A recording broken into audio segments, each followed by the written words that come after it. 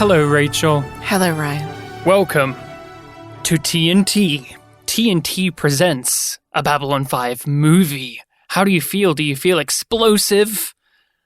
This is the TNT era of Babylon 5, where the voiceover guy for the movies is very, very throaty and excited, but for the actual TV show, very boring.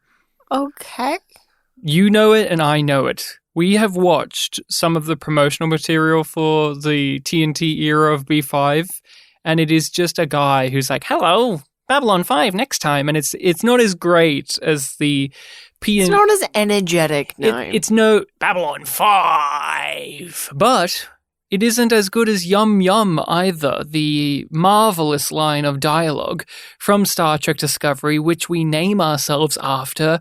We wear it like a coat.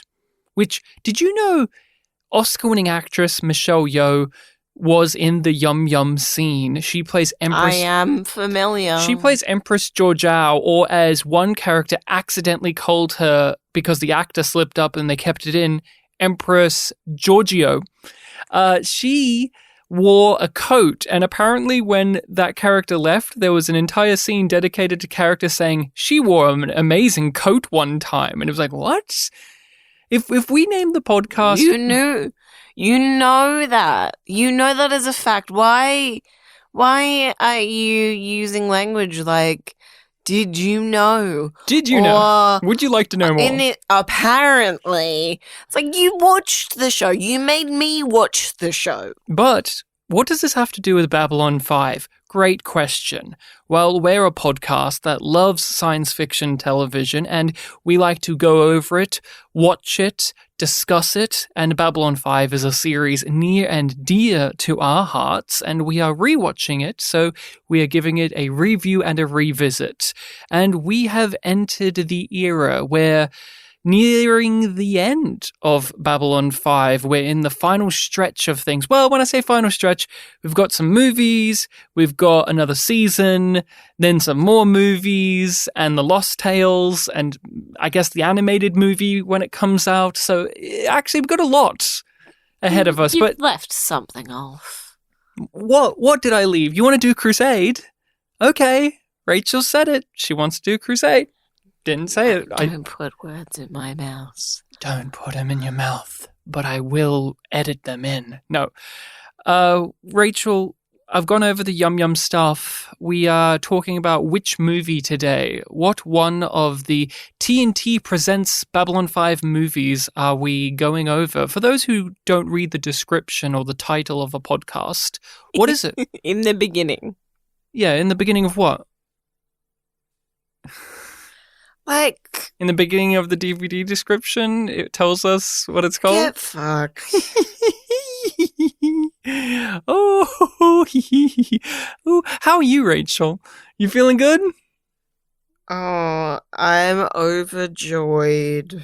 You are so overjoyed that you went out of your way to find a description for the film in the beginning, because our DVD copy does not have an individualized description of each movie.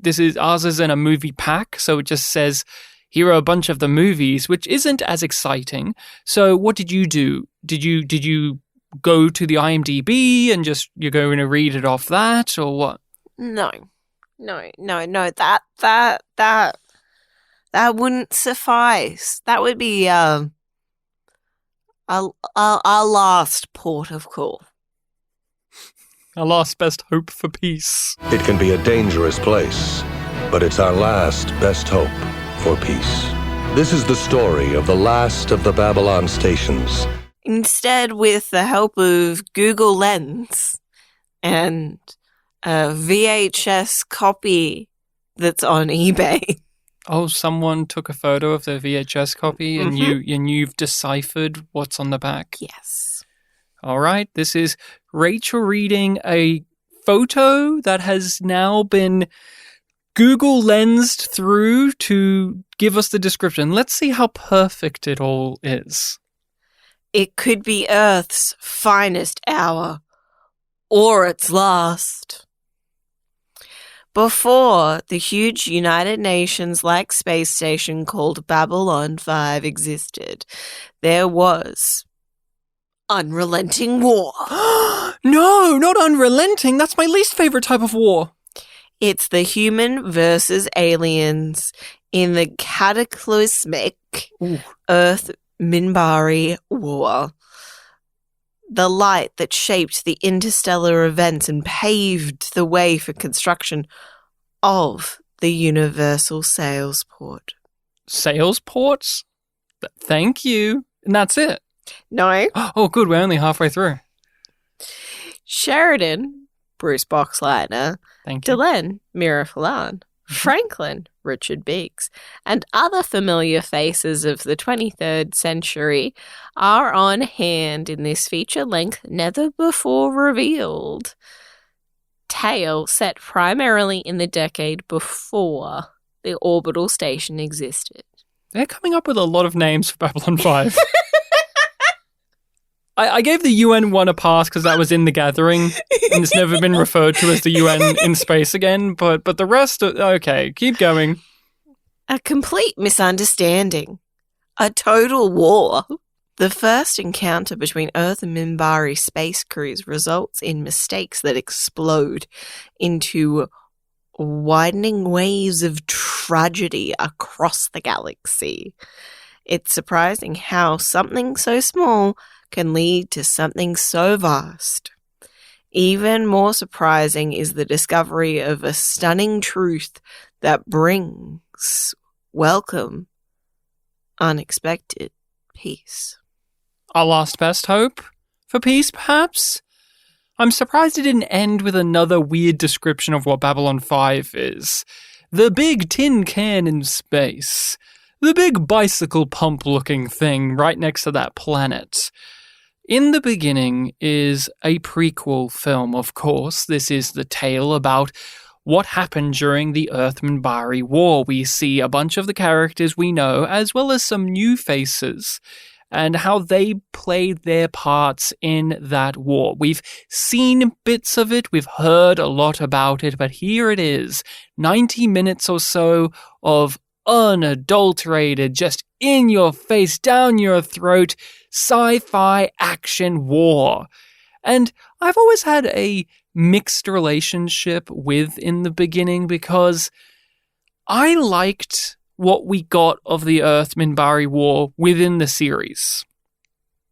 I didn't need a prequel film to give me it. And that said, I enjoy it nonetheless. I have a good time with this movie. It is very to the point. It doesn't have any surprises. It doesn't really add much to the tapestry that is Babylon 5. It does the thing. It does the thing, and its biggest success, especially for the TV movies, is it tells a story in a very confident fashion. It doesn't meander. The pacing is pretty good, and each character gets their moment to shine.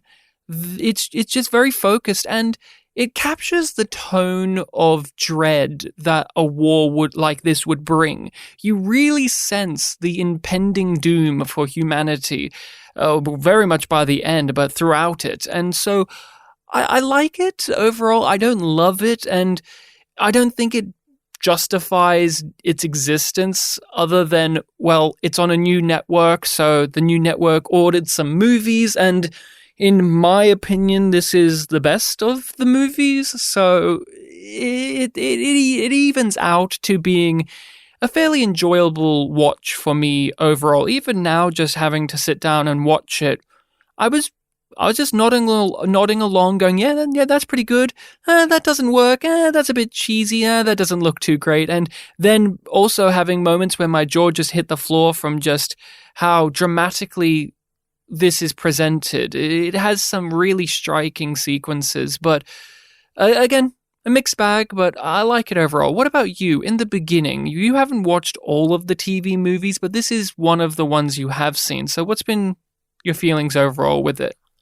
I find this one frustrating in a very weird way, because I enjoy the new stuff, like the stuff that is like we haven't seen before or we didn't know, like the Londo stopping the peace talks stuff, and the whole setup with him telling the story, and a few other things.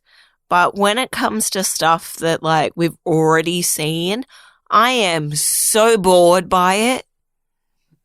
Yeah. So fucking bored.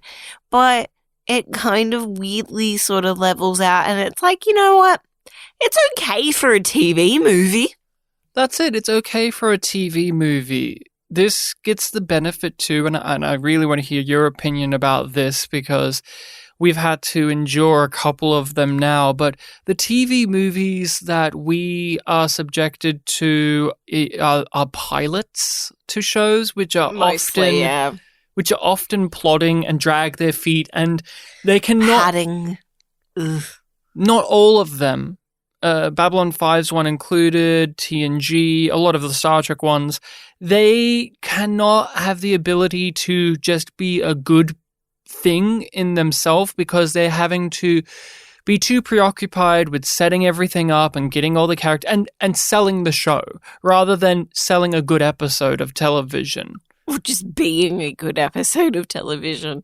Yeah, and so it's nice to look at a TV movie for this podcast that isn't necessarily that. And I mean, and what do you think about just that? Because we've had to do a couple of the TV movie pilots, and since this isn't that, is there a different sense to it as well? Because you just went over, it's fairly good for a TV movie, and the TV movies we've had to look at primarily have been the pilots. Yeah, they've been dog shite. It is somewhat refreshing in that way, and it also feels really odd and novel for it to be a TV movie that's not the beginning or the end of the show. I understand what you're saying. Or a standalone thing. Yeah, this requires, well, we'll get into that conversation in a moment. We did do Third Space earlier because it slotted in between some episodes of season 4. And we hadn't watched it in that way before. But what I like about In the Beginning is, I guess, you said that it's boring to see those scenes again and see them play out again. But I think having just the knowledge going in of a lot of the Mbryo War makes it comfortable. You don't have to stress out as a viewer too much. This is an easy watch.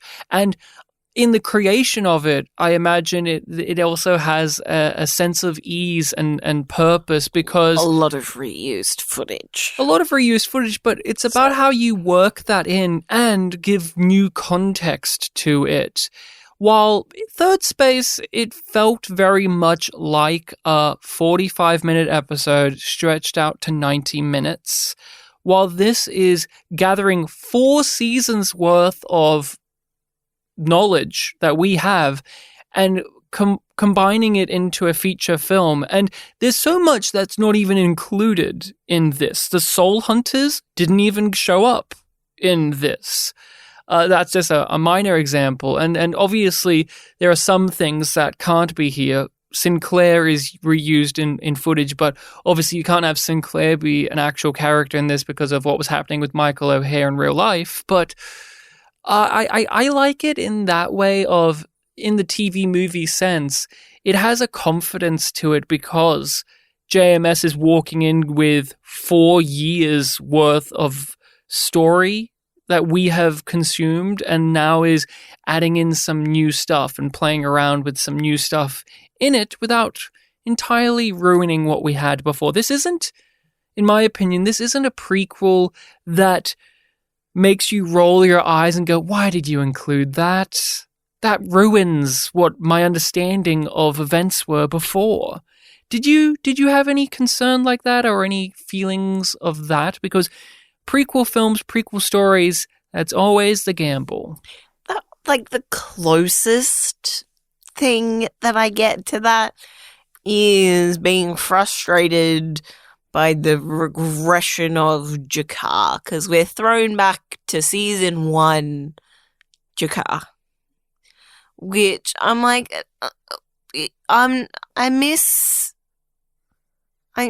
good Jakar. I miss enlightened Jakar, but he's so sassy. And this is what he would have been. Yeah, like it is that, but it is that kind of thing of like, oh, I've moved on from you.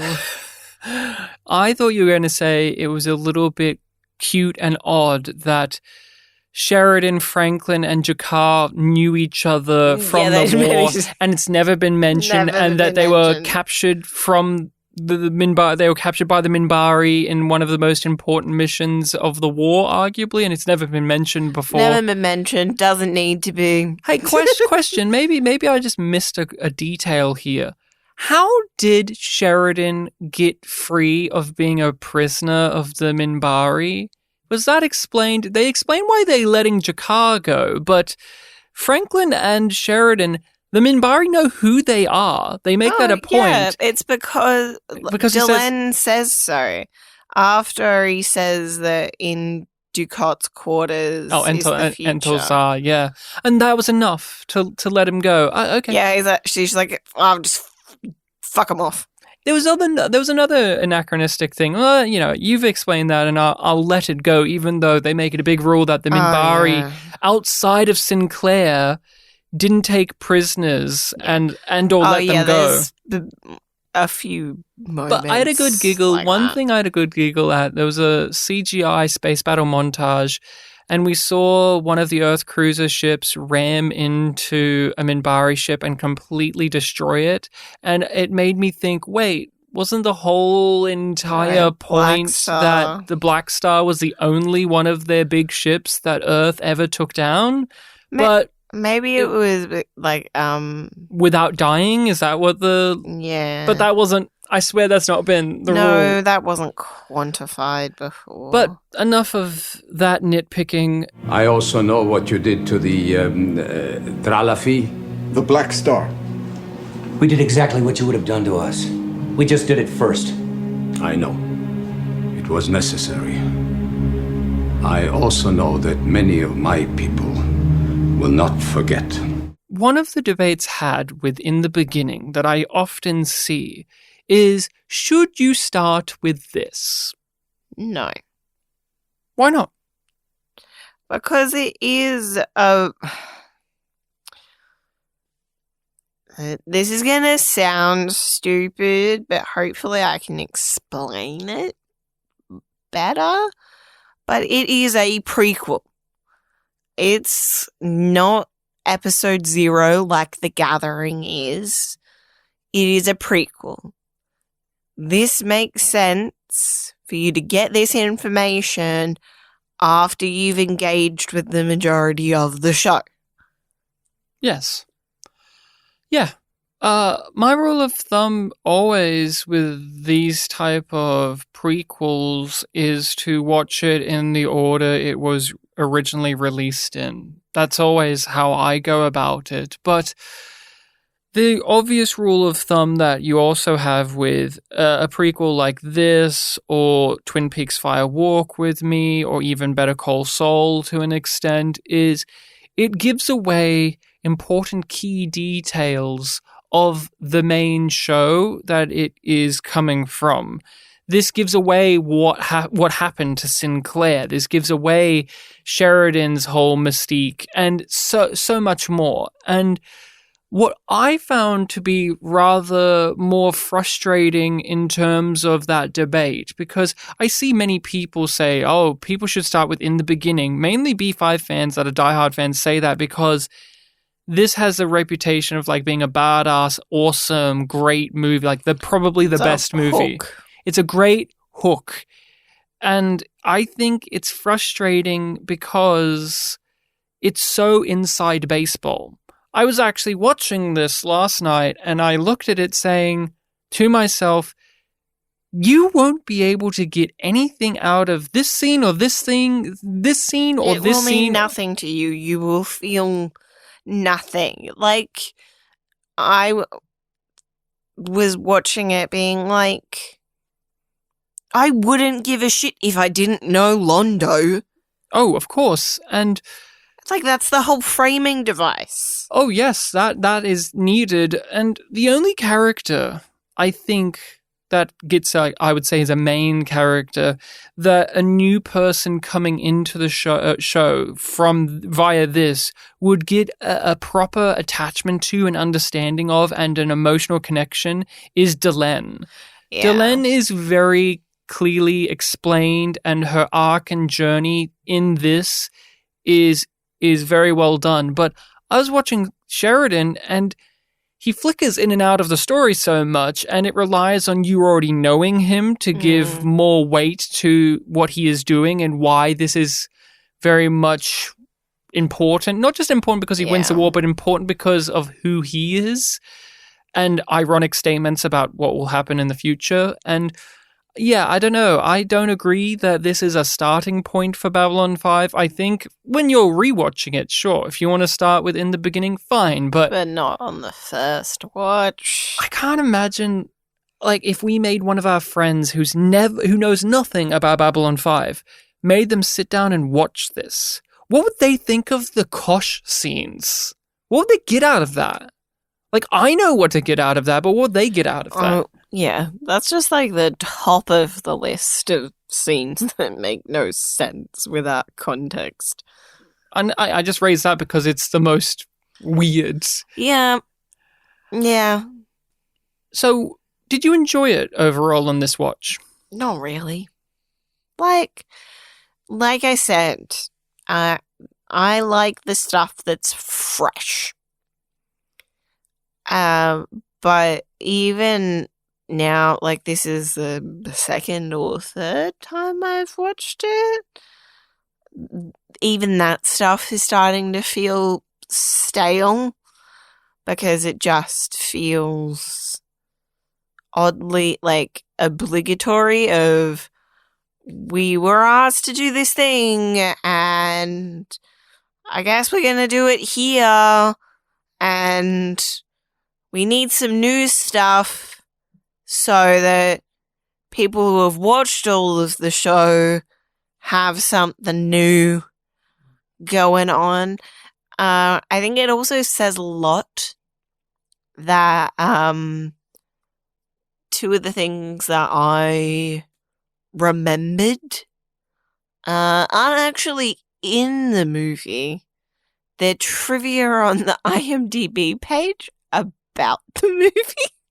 Oh, that's interesting. And I forget that. And then I'm like, I'm waiting for them to say certain things. And then I'm like, It doesn't happen. what? So what are those, just to get that out of the way? What are your things that you remember that aren't actually here? The backstory of the two children and the French lady. Yes. Being Reefer's daughter. Yeah. And then his friend from Knives, niece and nephew. Oh, yeah. So they're all there because of murder. They're all there because Londo And fucked up everyone. assassinations, essentially. Mm. And the captain who basically caused the war, killing himself. Oh, yeah, they didn't ever really show what I just assumed he got killed in the firefights. It's in the novelization, I think it's. Yeah, there's too much novel crap for my taste because I've constantly heard, oh, the kid and the woman that Londo speaks to is this, and you watch it, that's never referenced. No. It's because it's in the books, which that's not, and I've argued this till I'm blue in the face before. I've had pushback from people. If it's not in the show, if it's not in the movie, it's not important to me. I'm not going to go out of my way to read some book that may or may not be canon or some comic book or read some Usenet comment from JMS to confirm it's real. I'm not going to do that. What's in the show, what's in the movie, that's what matters to me as someone who consumes this. And one of the things that I found annoying on this watch, because I actually rather enjoyed myself in the beginning. I actually rather enjoyed this, but one of the things that I wanted more of was to spend time with the human characters and the Minbari characters rather than, oh, now we've got to go over to see what Jakar is up to or what Londo was doing or the Vorlons are here. You wanted the story about the origin of the Earth-Minbari war to be focused on Earth and Minbar, yeah.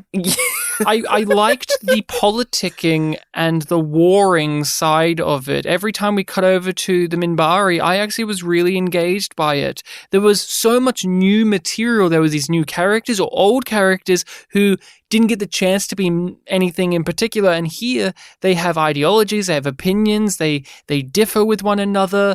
And I was riveted by that. I liked how even the warrior caste were growing tired of the conflict as it went along. The flummoxed nature of our head of the Rangers when it comes to fighting against the evil dark forces, and no one's taking it seriously anymore because time has passed and the faith has been lost. Prophecy is prophecy.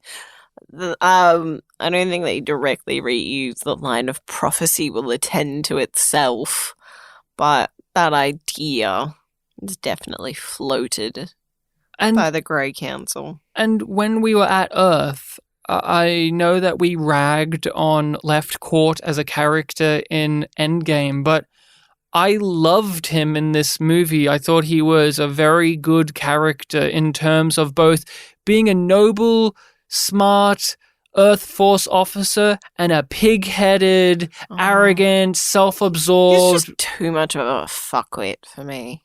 But I thought he was a better representation of what this character was supposed to be than he was in Endgame. Yes, but I still didn't like it. But I think that's got more to do with my taste in characters than how well written or performed the character is.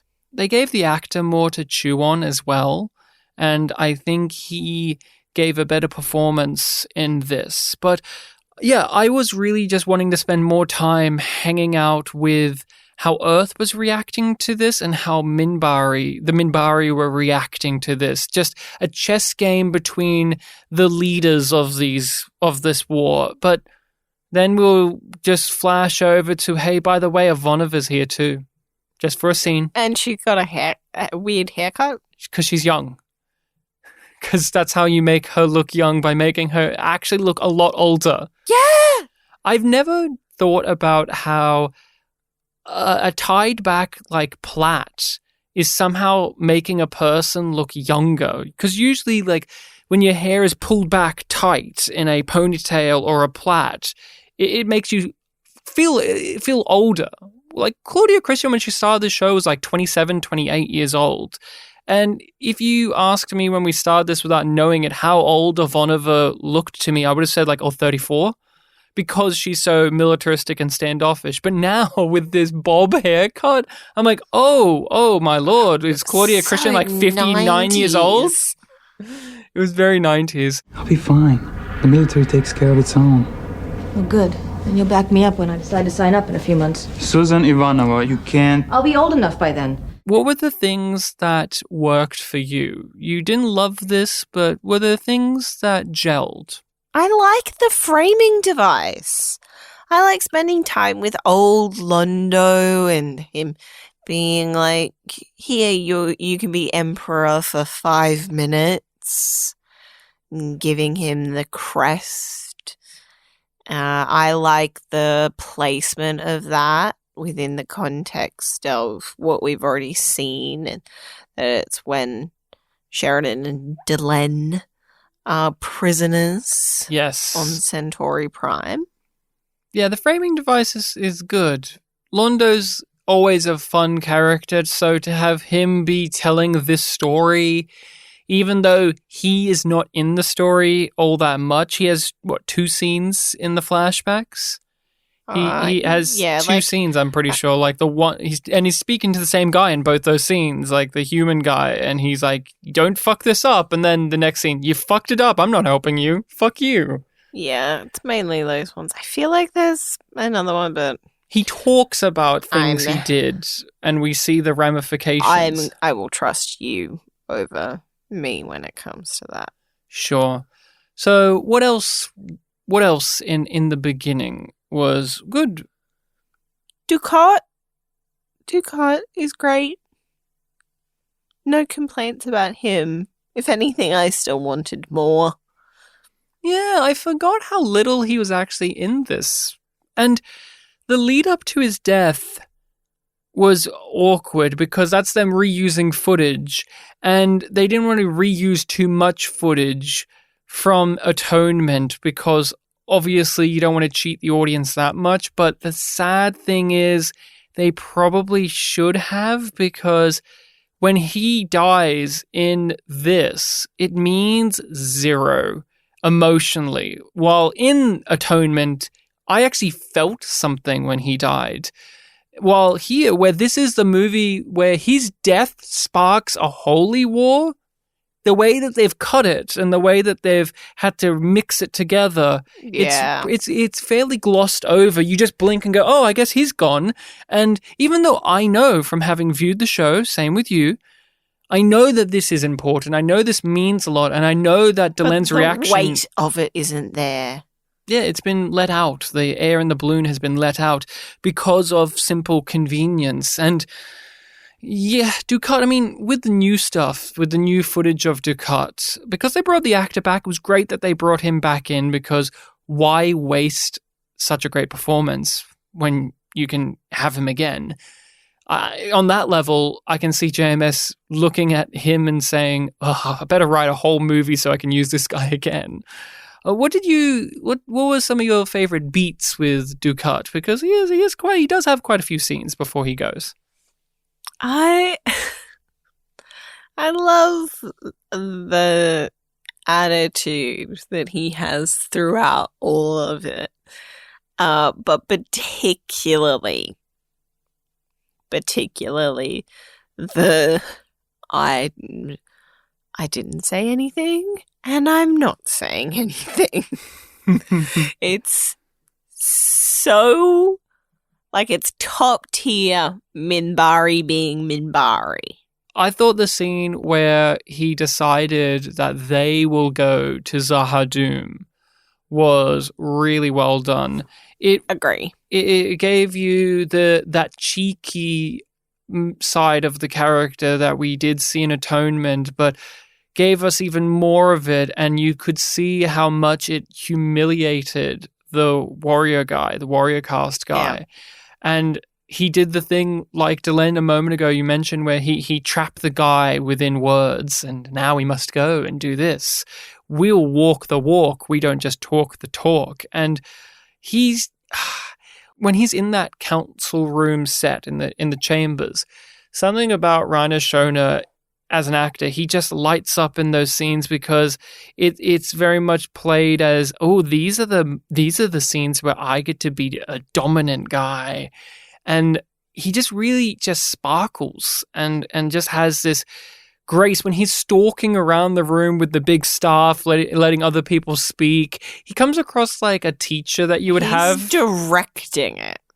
Oh, yeah. It's just like, there's not that weird thing of the council is meant to be organized in that way so that no one caste has power, but they clearly do have a leader, and Dukat is that person at this time. So it's like, yes, we're all equal, but I'm more equal than you kind of vibe. A thing that I really enjoy about In the Beginning is that it fine-tunes an idea that has been inherently within the Minbari War, which is small things lead to bigger things. We all know about the miscommunication, the misunderstanding that started the war. We get to see it play out. And even though that captain, we see the captain is an asshole and a prick and self-serving. Was known to be bad with first contact. Even in that light, you understand why they freaked out. And even Ducat, before he died, realized that too. He was very much, why are we doing that? That's a mistake. But outside of that inciting incident, we get many, many, many things like that, with Londo telling the humans not to do this because the Minbari should not be messed with, but the humans think it will be fine. Oh, we won the previous war. The Dilgars, we beat them. So we can win anything. Like with Londo during the series, it's all about those choices and taking a moment to actually consider your actions. He feels guilt about this war as the Emperor, because we find out that he ordered a Narn ship to be destroyed, and in so doing, he also killed one of the Minbari, the head ranger. He killed that and thus killed the peace talks for the Earth Minbari War, leading to more genocide, hundreds of thousands, wasn't it? But like more deaths, more massacres. And I just really appreciate how the film captures the snowball effect that the series has been laying out. I really, really, I mean, not only enjoyed it is a weird thing to say, but I was emotionally wrapped up in that. Invested. When we get to the point, which is probably the scene to me that is the most chilling and probably the best constructed, which is the president's speech, the Earth president's speech that she gives about forming the line, the Battle of the Line, and how humanity's about to get wiped off the face of the universe. And that there was the culmination of all of these little things building on top of each other. And when we kept cutting back to the Grey Council, and even they're standing there going, it's so tiring. We have to kill them because we've gone this far. And if we don't finish the job, well, that's just not how we do it.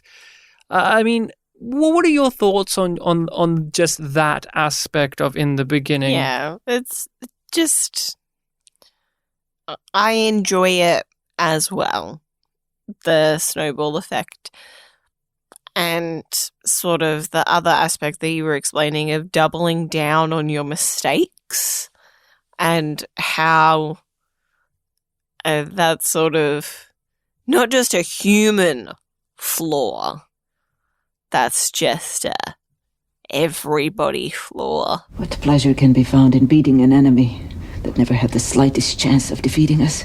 Is that sympathy I hear in your voice, Delenn? I'm surprised. You were the chosen of Ducat, after all. Ducat would have never approved of this slaughter. This is simple retribution. This has gone beyond retribution, Moran. This is madness. It is genocide. We meet these characters in their younger days, and Full makeup Delenn. Full makeup Delenn again. Jakar with the red eye, Londo with a fuller head of hair and darker hair. His eyebrows were dark too. Did you notice that? Uh-huh. Mm-hmm. But where was Nagrath?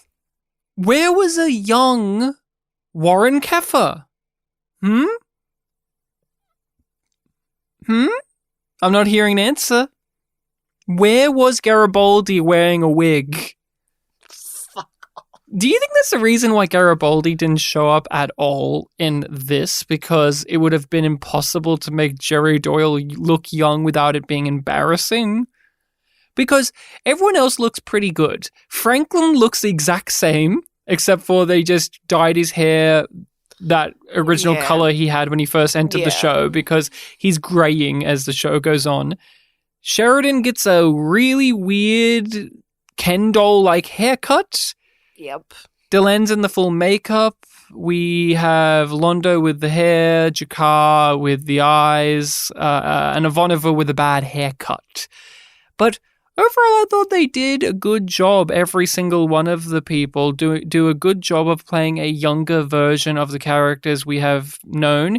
Even the people who were just in one episode, like Left Court. Yeah, they feel like they're the younger versions of their characters, which isn't an easy thing to convey. They do it well. Who was your favorite in terms of that? I guess Londo, because, like I mentioned, I'm like non-enlightened Jakar, not so interested. It's fun. It's fun, and it has its place within this television movie. Gives Andreas the time to chew into scenery again. Yeah, love it. Love it when like that dark, like lit in the dark room of the office.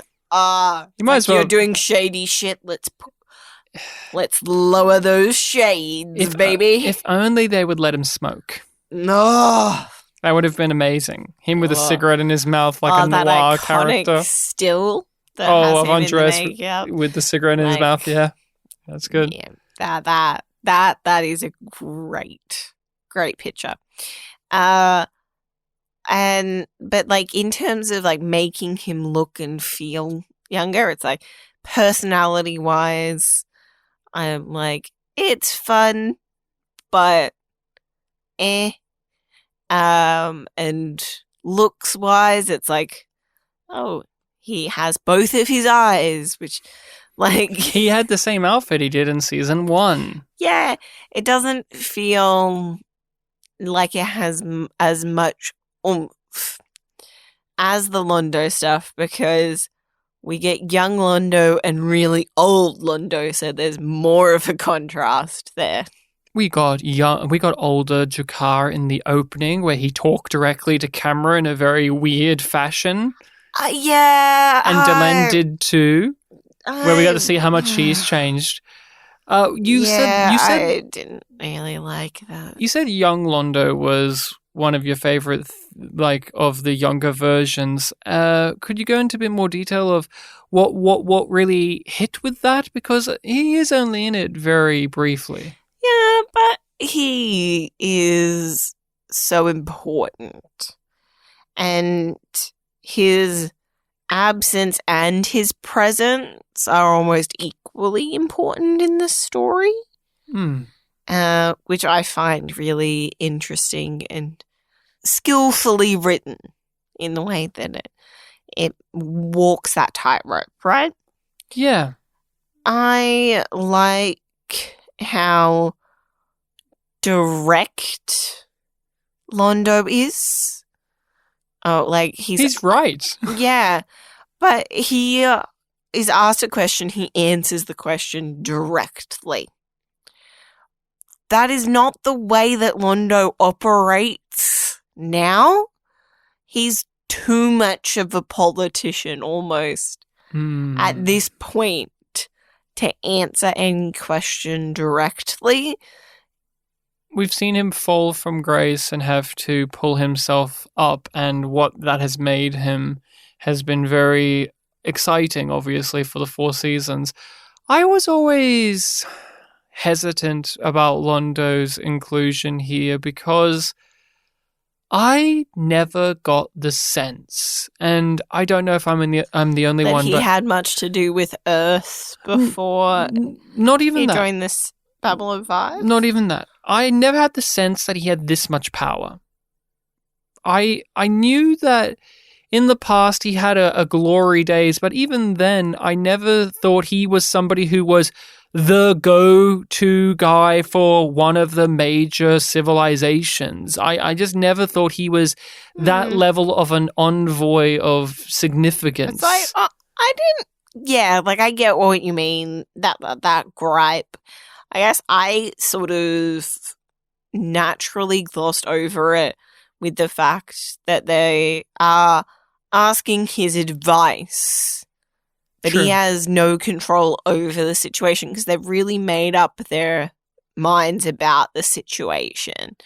And he has the ability to say no to them. Yeah, That's it. he just gives the base answers that, oh, well, I guess this is sort of general knowledge, so I'll give you it. But he has enough power to call in he has enough power to call in an attack. Oh, against the nuns. Yeah, but even then, in my brain, I always looked at Londo as a guy who reached a certain echelon in life and was stuck there for a long time and became a washed up old guy, and he's resentful of the fact that he was treated as a joke and that he never rose higher than he thought he would have. And yet here, he is such a high-ranking, important person, and I feel like if this was what he was like, then the show would have communicated more that he resents that he's been lowered in status rather than never have ascended more. Would it be better if he piloted the ship himself? Let's never forget that he was an ace fighter pilot that they only bring up in the first season, never really afterwards. I mean, that's not entirely true. They bring it up in Knives, everyone's favorite episode, Knives. My favorite young version was Franklin. It was great to see Richard Biggs be angry. Oh, yeah. I like him when he's dragged into the office with Sheridan. Oh, wait, he's been humbled because he's been told off a lot? Yeah, he's well, I didn't have much of a choice. They made me. Jail. Or this. What's a man to do? But in the first season or two of Babylon 5, outside of any time Franklin would have a drug freak out, we would be treated to some lovely, angry, shouting, very high energy Franklin. Mr. I'm going to stand for my convictions and I'm going to fight you on them. Every inch of it, I'm going to fight you on.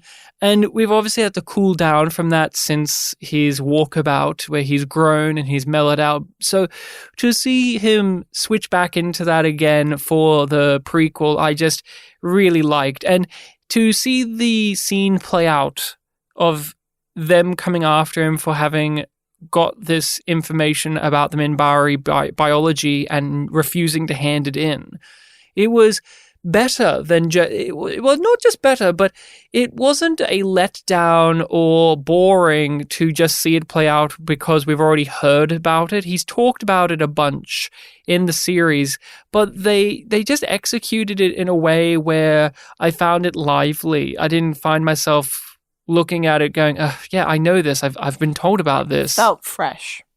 The actor he was playing off of, the one who was the military higher up guy, he was great for Richard Biggs. Those two actors, they were really cooking that scene. They were that military guy. Every line he said, it was almost like he was just barking like a dog, like, "Whoa, how could you, Franklin? Don't you know that they're trying to genocide us?" And both characters have a very valiant point to why they are in the position that they are. We side with Franklin because he is a character that does not want to commit genocide, and as a doctor, it is against his oath to save lives. He's not supposed to take lives. But from the, let's call him the general or the admiral character, I don't know what his rank was specifically, you understand it from his point of view. That's one of the things that I've always loved about Babylon 5 is characters will have conflicts with one another, and yet they both agree on the same thing, but because of their backgrounds, whether it's their career background or how they were raised or their ideology, they will just oppose one another. Franklin doesn't want the human race to be exterminated. Franklin's not that much of a prick, but at the same time, if you were handed the burden that he is, would you want to engage with it? Would you as a person say, yeah, I would hand over the information to help genocide a race? I don't think most people would, but you can see the rationale from the person asking him, because it's them or us. And that's the Earth Force mentality, very much so from this point forward as well, in the world of it's them or us. Earth first. Fuck the rest. I don't think I heard that. I cannot allow my notes to be used in creating a biogenetic plague that could conceivably wipe out an entire race. That's what they're trying to do to us, son, or have you not been following the news lately? I know. And if we do the same, how are we any different? Damn it, mister! I am sorry, General. I am a doctor. I cannot allow my notes to be used in the production of weapons of war. Now, under the military code of justice, you talk to me You about the military cannot code, force me to go against my conscience!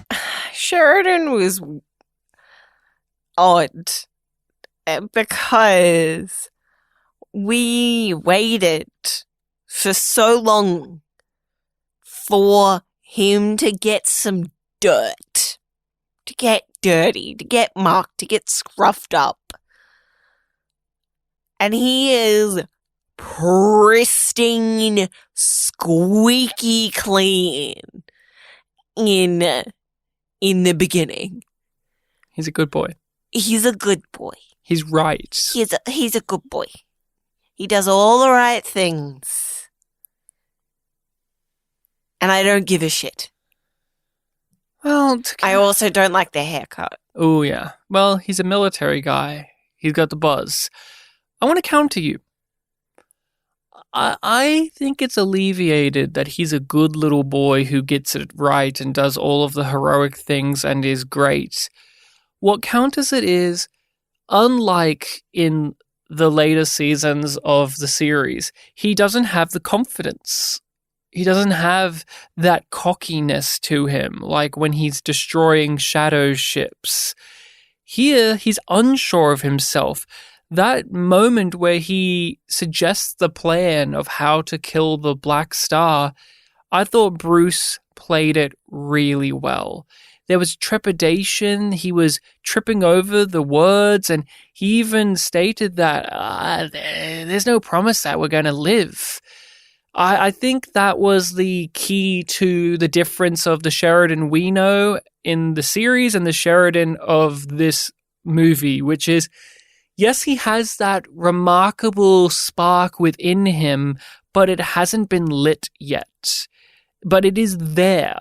He stands up to Left Court and says, no, I'm not going to do that, because he has principles and he's going to stand by the chain of command. And we have ironic lines about Sheridan where he is Mr. Why would I ever challenge authority? I'm not going to fight back. Ha ha ha ha ha, because obviously he will do that in the future. But when you move past those little prequel funny things, I think that was a good note to play with Sheridan, which is, yes, he's a cornball. Yes, he's squeaky clean with the nice little haircut, but he's nervous and he doesn't know what to do, and he's going on gut instinct and he's not sure about it. While when he's fighting Earth in the 4th season, even though he has moments of being unsure, when he's in it, he's very confident that it will work out.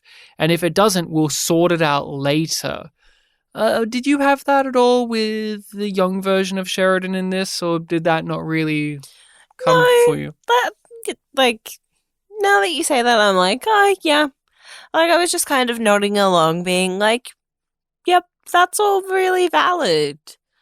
But I'm still not that invested in the character in this film.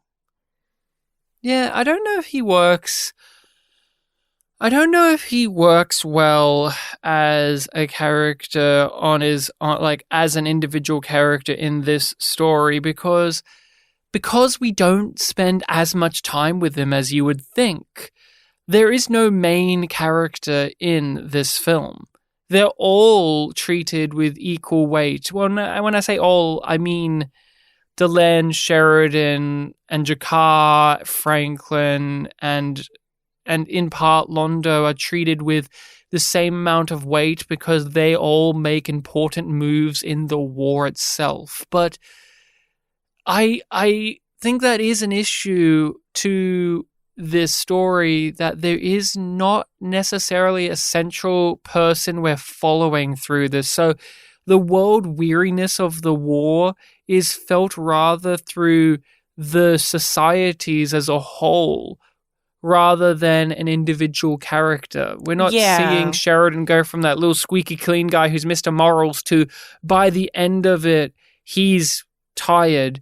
In an ideal world, you would have the version of the show where Sinclair was still the main character, and when we have the story of the flashback movie, you would see him as a young fighter pilot who's cocky and he has all of his friends in his squadron to eventually trying to kill himself because he's so burdened with the realization that humanity is about to be destroyed. But since that isn't here, we only get spoonfuls of that from every character rather than a good helping of it.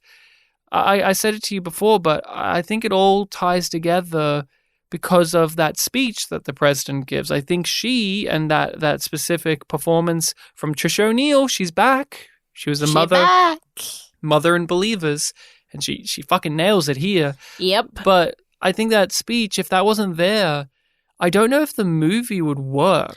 No, a lot hinges on that moment, and it garnered enough goodwill to get me through a good chunk of the reused footage that comes quickly after that.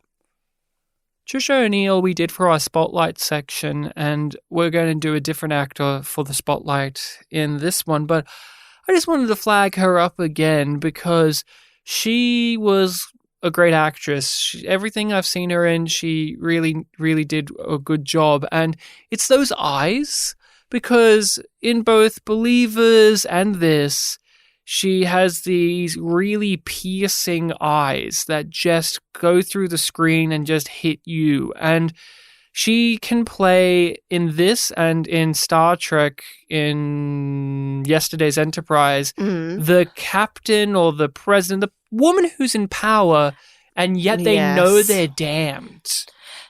In power, really not in control. Yes, in power, but not in control. That's perfect way to sum it up. They're a damned individual, but they're going to put on the brave face and go through it. Grit their teeth, give the speech. And what about Delenn? We get a lot of Delenn action. It's nice to see Mira in the makeup again. And I think she always does a good job of slipping back into not only younger Delenn, but in the even younger version, because this is her before season 1. And I think she does a really good job of making you feel like Delenn is more like a linear type where they're young and naive and bright-eyed. The accolade version of herself. And it makes a lot of sense. And it's a lot of fun to see her in that space again. With me, like, just thinking about it brings a smile to my face. But I'm not like, oh, that moment and that moment. Like, I really do love when she throws his own words back in his face. Like, when she's having that conversation with Ducat. I love that moment. I also really like the way that she's very pleased with herself, but not trying to look too proud when she speaks up during the meeting. And the warrior guy is just like, she's not even she doesn't even really go here kind of thing.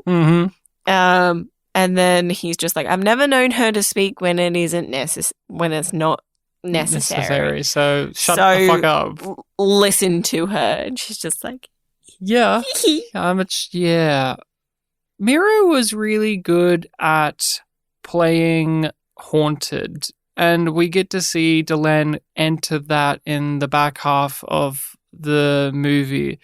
There's that scene where she's in her quarters and one of the warrior guys who's played by Robin Atkin Downes, who we will see in season 5 as Byron, and we saw him in Atonement. It's got to give it to the movie for bringing back a lot of actors that we saw from previous episodes.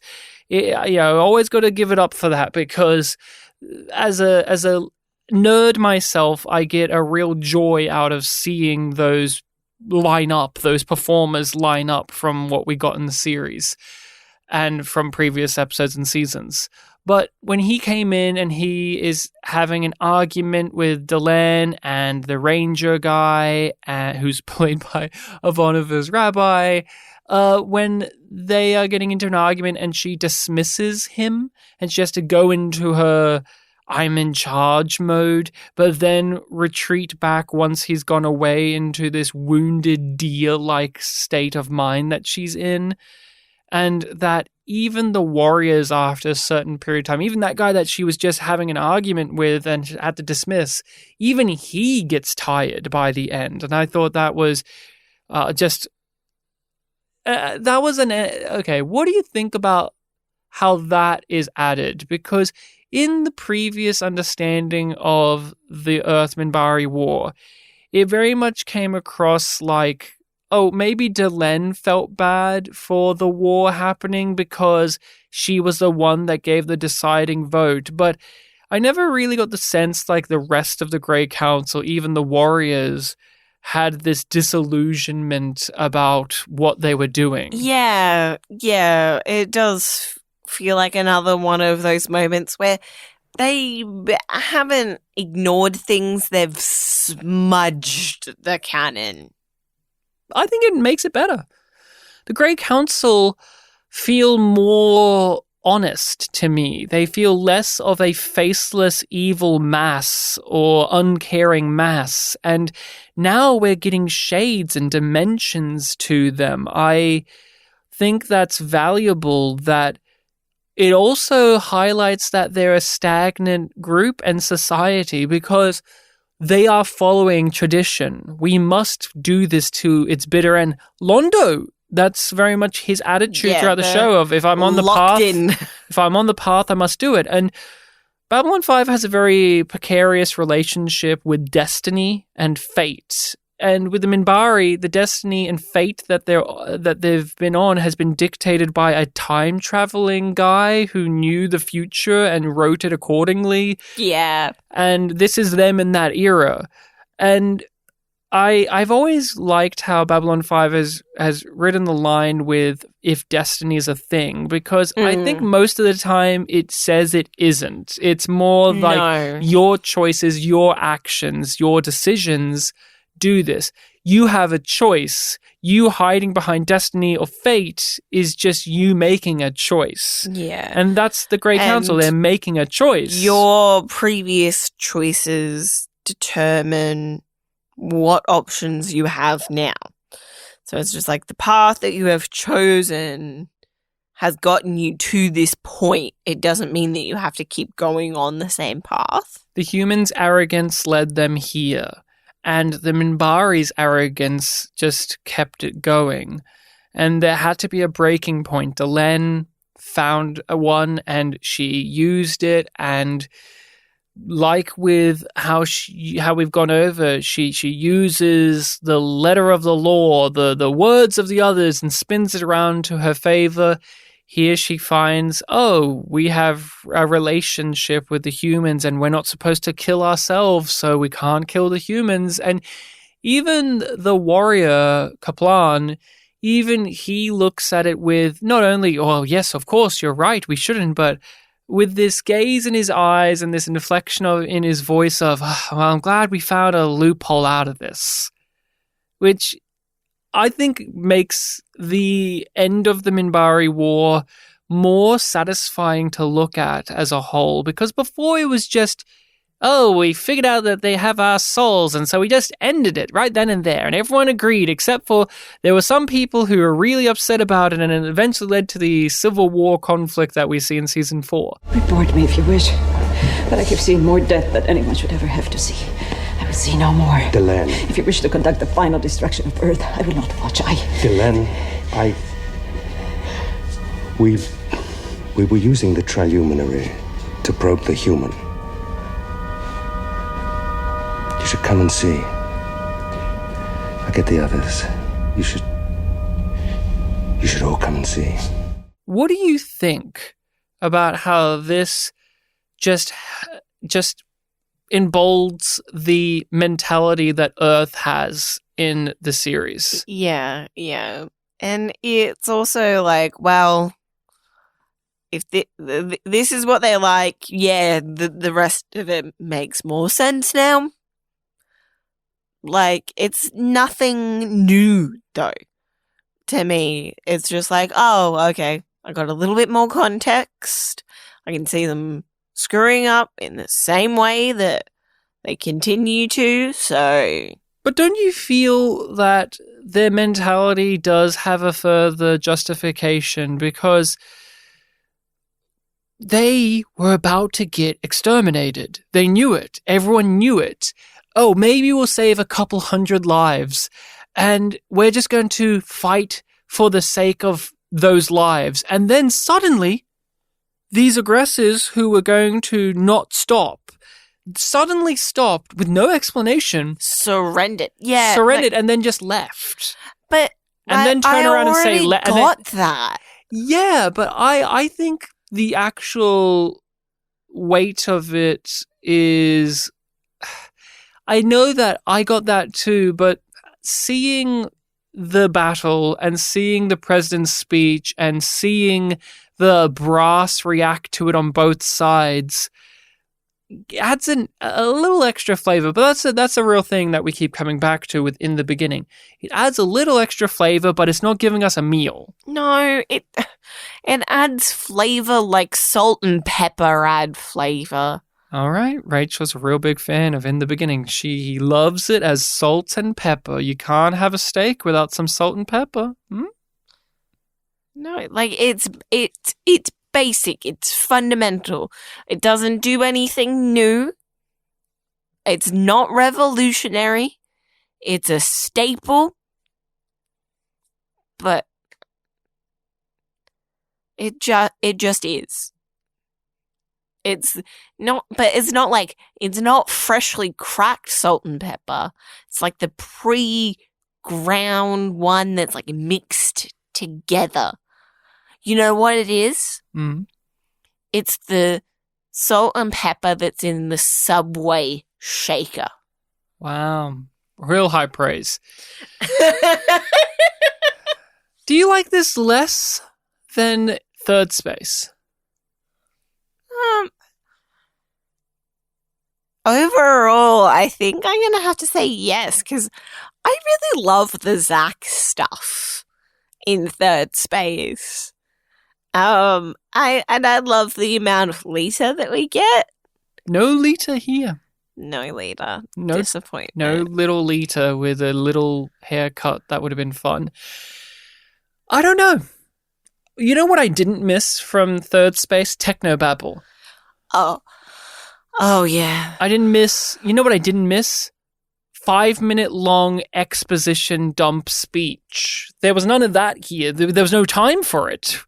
We're just going through this entire conflict right here and now. I don't know.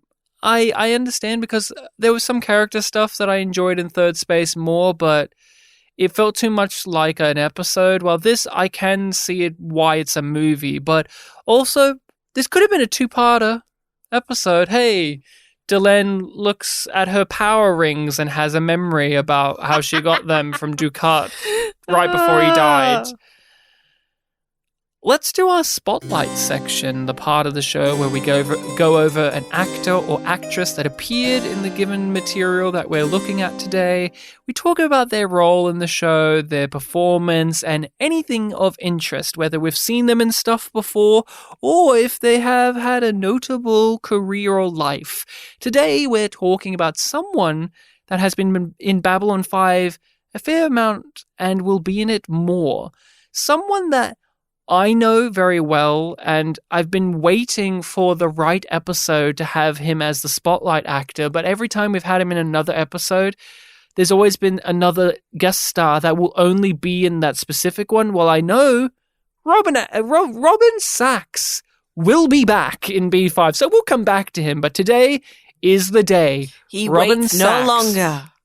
And he played which role? I'm scared to say the name because I remember from the trivia that there's a thing about how you meant to pronounce it, but now I can't remember. It's like Kaplan. It sounds like a Klingon name.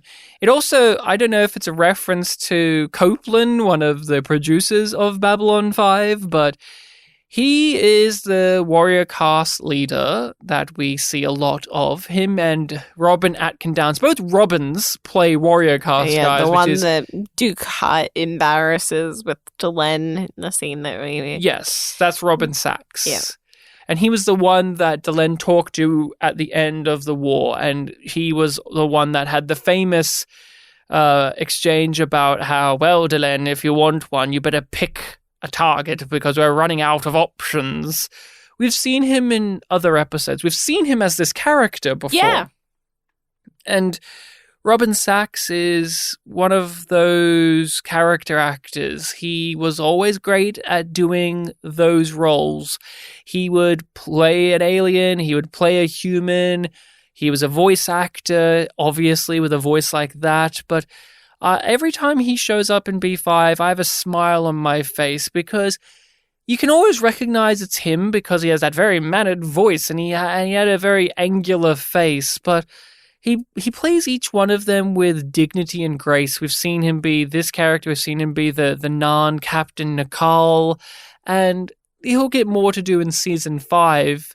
But I like him overall. I think he's a great presence in B5. He's one of those recurring faces and voices that we get. And I like him very much. And I really enjoyed his performance in this. He played more of a character we only got a glimmer of in Season 2. And he picked it up like it was nothing. Because I actually had a revisit of his scenes in Season 2. And yeah, he just touched base with the role again. And I really liked him as this counterpoint to Delenn in the story without being just a mustache-twirling asshole. Like, his character was not a villain.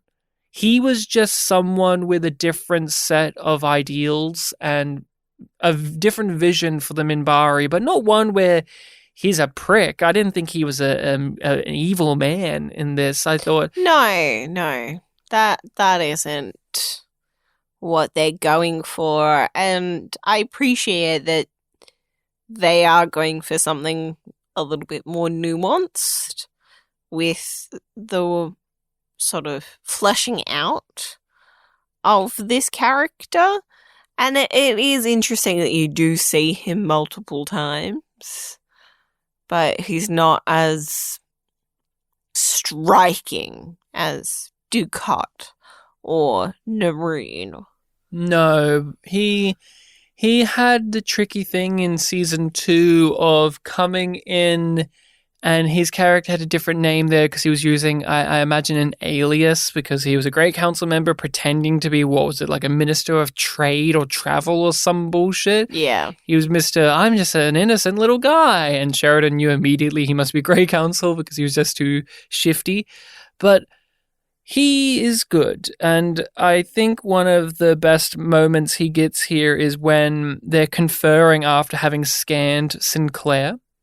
That was good. The way he played it with genuine shock and concern, and he didn't know what to do. He was very much, Delenn, I defer to you. I defer to you, with no sense of animosity or anger. It was good. Now, Robin Sachs is a character was a character actor who did quite a lot during his career. Voice work, he would play alien or monster roles, as well as just use his human form. So, was there anything in particular in his catalogue of work that you are familiar with? Oh, a bunch. I kept on being like, oh, and that? Okay. Yeah. Okay, fun. The one that I'm going to mention first is not even one that I'm particularly familiar with, but I just found it amusing because he passed away in 2013. Yeah, about 10 years ago. Yeah. So, and it was a very sudden thing. It was unexpected. Heart failure. But his last credit on IMDb is 2021. Oh, because it's a re-release of Mass Effect. Yep. So he did the voice of the Mass Effect games, but since they've re-released them, they're just using the voice again. We've had a couple things like that.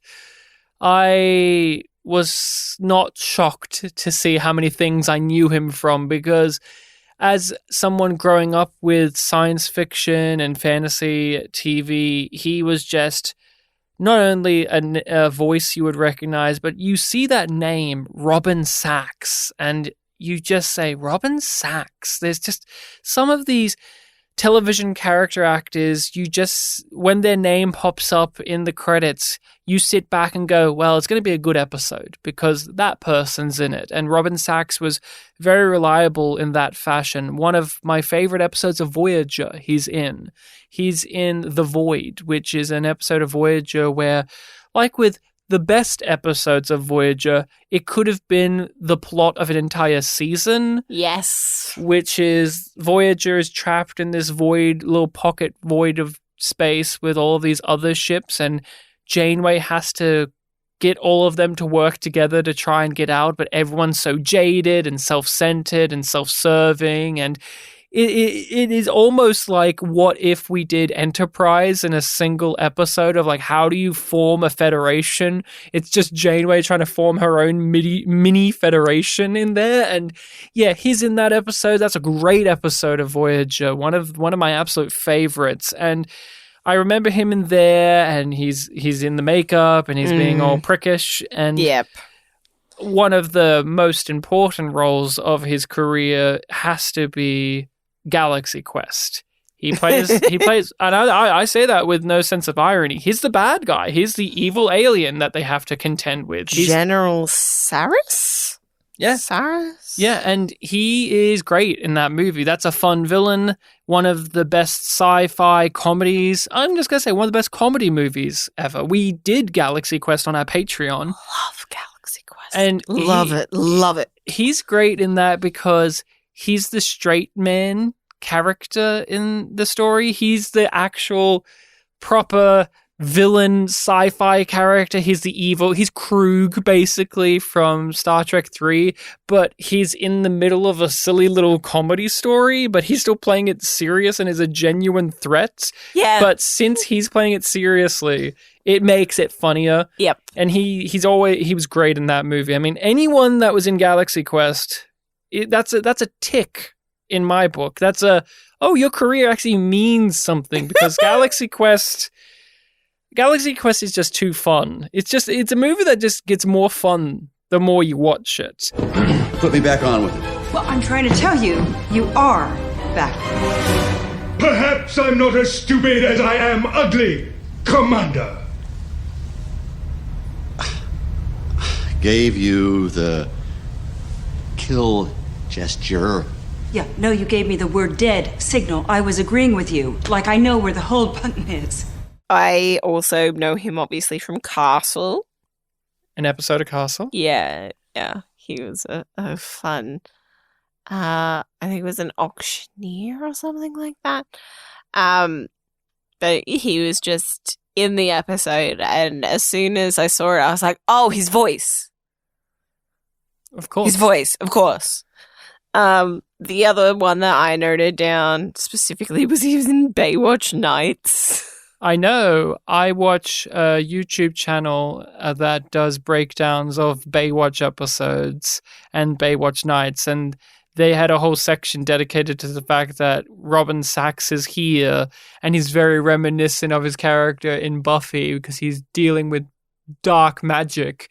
And it's just very funny because it's a comment made that I'll make here, but this is a good movie. But they made the comment about him in Baywatch Nights of he gives a very dedicated performance with very little. Here, he gives a very dedicated performance with very little, but the material is good. Baywatch Nights, it's not good material, but he sells it. And I've seen clips, and I had a good giggle at David Hasselhoff phoning it in while Robin Sachs. I want to keep saying Robin Atkin Downes because there's two Robins here. Robin Sachs just plays it as if this is very serious. Yeah.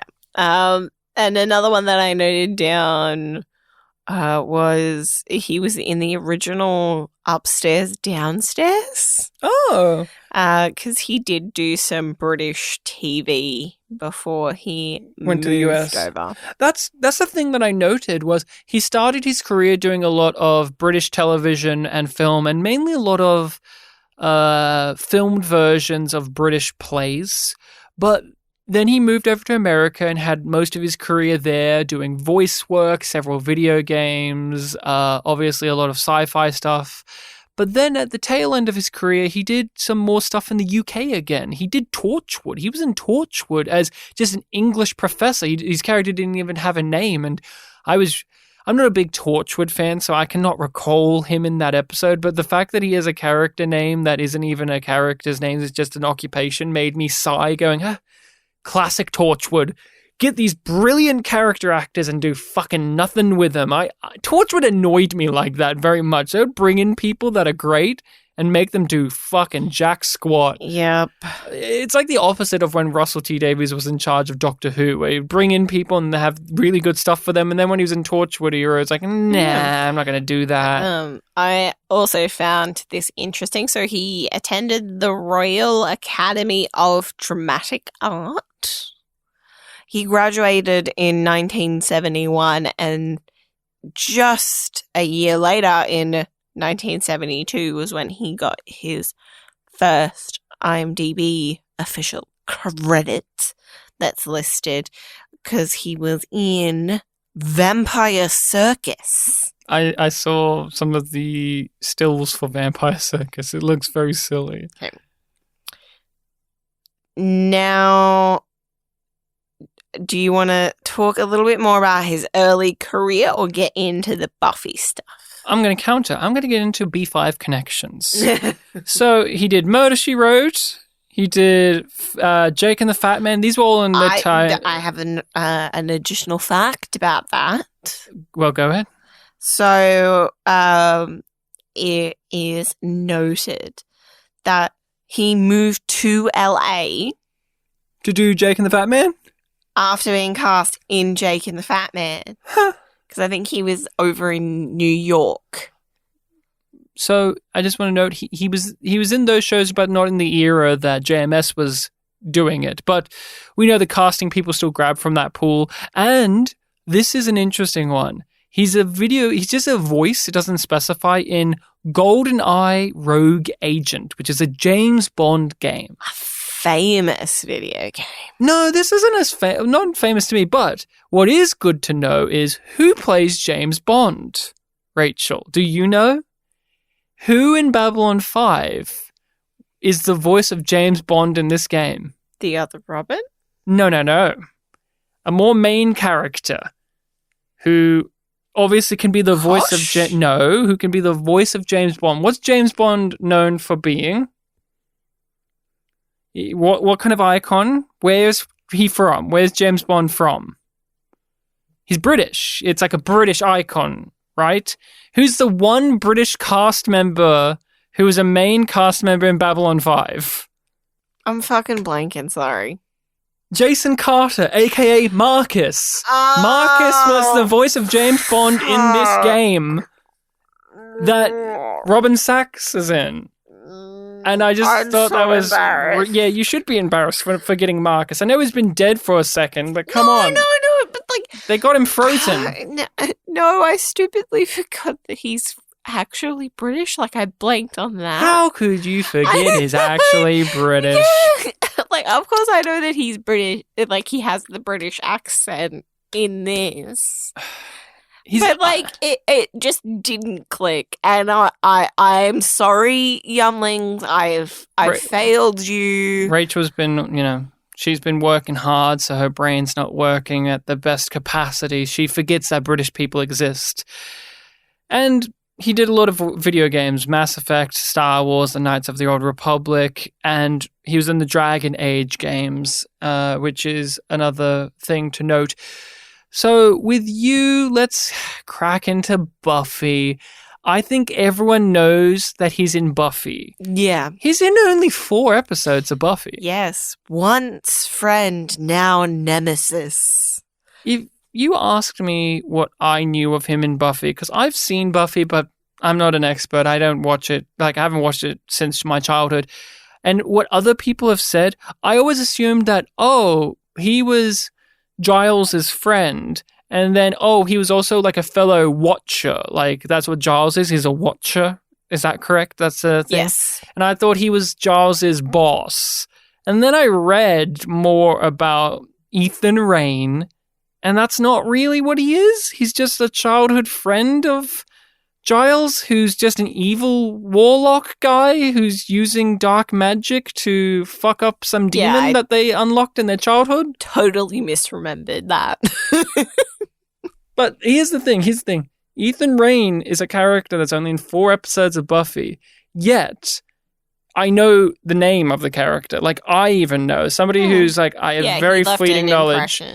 He leaves a mark. Is it because he's like one of the only Giles storylines we get in the show? Because Giles, did he get much in storylines? He gets some romance, and then his girlfriend dies, I think. I know he's in every episode basically, and he gets zingers, but every time I think of Giles, I forget that he has storylines if he does. There are occasionally some. But would this be the most substantial? Like, he has to go up against his old childhood friend? Yeah, that and him being kicked out by the Watchers are the two that come to mind. You like Buffy. You've watched it more recently. Were you an Ethan Rayne fan? Yeah. Yeah, I was just like, you're a very delightful bad guy in this show. And I really liked a quote that I found. So, as long-time listeners will be aware, I really love tracking down these old school actors from the 90s, which is weird to say is old school, but, It's 30 years. It's 30 years. It was very different era on the internet. And to look at their websites. I just have a lot of fun doing it. It brings me joy. And he did have a website. And he posted an interview. And it had this quote in it. He's not that great, but he's not totally evil. There's a certain charm to his machinations. I think he's liking the bad boy as opposed to hating the evil one. Yeah. The one thing I remember about Ethan Rayne, other than what he looked like, because he had a very dashing look. If you're a friend of Anthony Stewart Head, of course you'll have to also be a dashing British boy. But spoiler alert for Buffy, the one thing I remember is he gets shot in the head like a dog. Yeah. And then that's it. Yeah, it's and just boom and I remember Buffy spending a whole arc of trying to get him out of there, only to just walk in and be like, oh, he's dead. Huh. Oh, well. And then they move on. Yeah.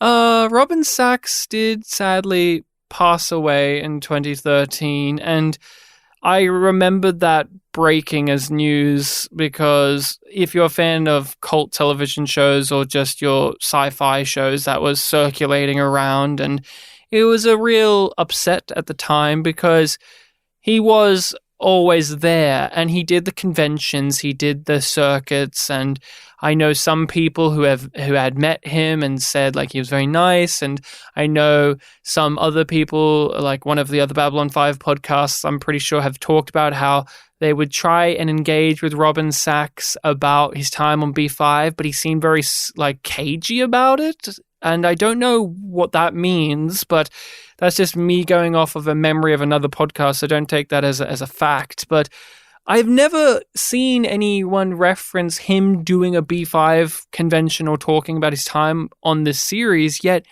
he did a good amount of episodes. He did more than he did in Buffy. And I know that technically his character in season 5, the Narn captain, is a different Narn captain than the one he played in season 2 and 3. But guess what?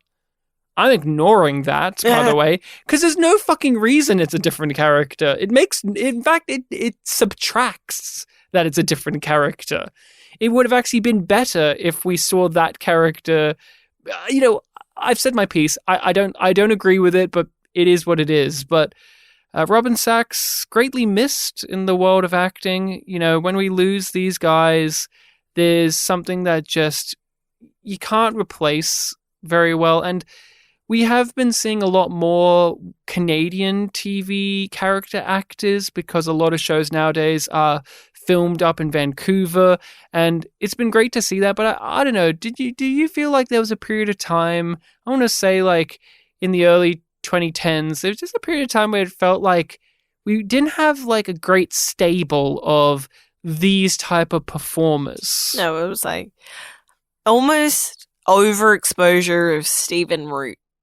Oh, I love Stephen Root. That's yeah, fun. But like he was like that guy in that era.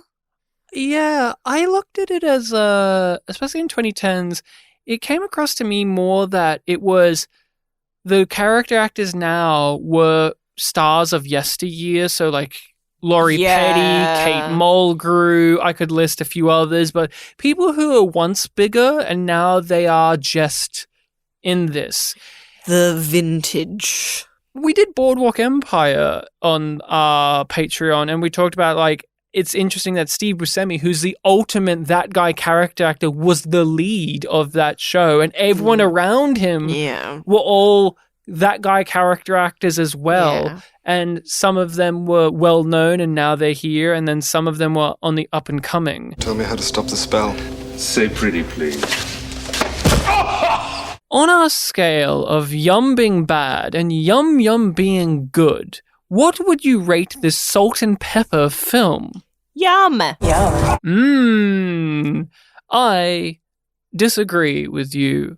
I fully get why, but I hope that you understand why it's a yum from me. Yes, I disagree with you on the simple basis that I thought this was a really well put together and constructed piece of entertainment. Yes. But as an addition to the Babylon 5 franchise, it struggles to justify its existence to me. But I liked it. There's good scenes, there's good moments, there's good character beats. The acting from everyone is top notch. The music was great. A lot of great direction, and I give it a yum yum. Yum yum. We are going to be making our way into the 5th season, the final season. Yep. And arguably the most contentious season. Yeah. There's a real love-hate relationship that we have and many people have with season 5. What was that? Oh. The what? Sorry, I couldn't understand you. What was that? Remember Byron. But remember Byron. We are making our way into season 5, so I better read what the first episode is all about. What we will be talking about next time on Babylon 5. On the next Babylon 5. Episode 1, No Compromises.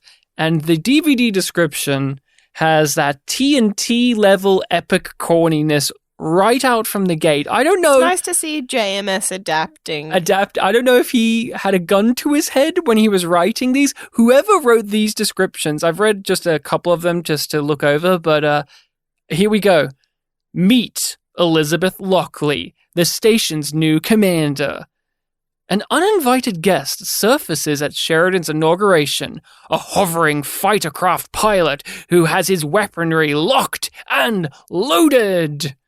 That's no compromises. And we will be going over that next time on our podcast. So make sure to give it a watch for yourself and let us know your thoughts on that episode, as well as in the beginning. You can email us directly over at yumyumpod@gmail.com.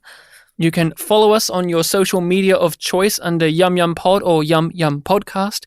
You can hit us up on there or just see all of the amazing things we post. We are posting quite a lot, and it's just a fun time all around. If you've had a fun time with our podcast, feel free to rate and review it on whatever podcasting site allows you to do so. We are on all of them, and heck, we're even on YouTube. So if you want to subscribe to the YouTube channel, head on over there, because there's some videos. Plenty of options. There's plenty of options. We have some videos on our YouTube channel that are not just the episodes. We have some fun bonus stuff. There's the TV spots for each season, so you can even have a bit of a giggle at one of those. There is one in season 5 that has perfect comedy editing, and it's marvelous. So head on over to our YouTube. You can also, if you want to support the podcast and get a wealth of bonus material, what do we have, Rachel? We have a Patreon where we have so many bucket loads of content now. It is ridiculous the bang you will get for your buck if you sign up now.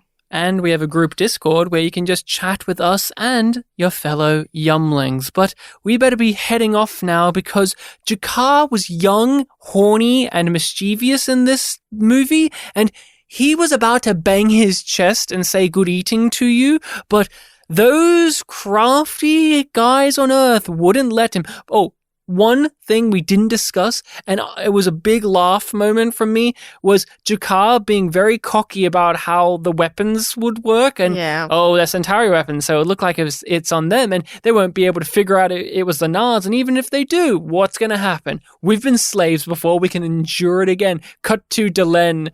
It's the Nards. They gave them weapons. Like, she knew immediately. They knew immediately. Very funny. That was a very funny moment. Yeah. I got a good laugh out of that. But thank you so much for listening and tuning in. Rachel, good eating to you. Good eating to you, Ryan.